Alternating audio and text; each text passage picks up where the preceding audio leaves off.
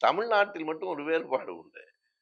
கோயிலுக்கு போகிற 99 பேரில் 80 பேர் 90 பேராவது திராவிட இயக்கங்களின் மீது பற்றுடையவர்களாகவும் இருக்கிறார்கள். நான் கூட்டங்களிலே அது சொல்லுவேன். திராவிட இயக்கத்திற்கு ஏற்பட்ட ஒரு தோல்வியா கூட நினைக்கலாமா? ஏன் அதுதான் அவர்களை ஏன் வெற்றி அது. இல்ல நீங்க வெற்றின்னு நீங்க திருச்செந்தூருக்கு போய்விட்டு வந்து திமுகவுக்கு தான் வாக்களிக்கிறார்கள்.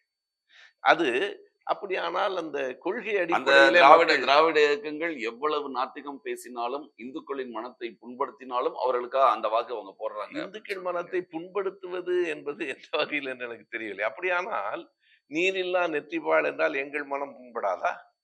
நீங்கள் சைவ வைணவ சண்டைகளை விடவா நாங்கள் கூடுதலாக பேசிவிட்டோம். இன்னொன்றையும் நான் கேட்கிறேன்.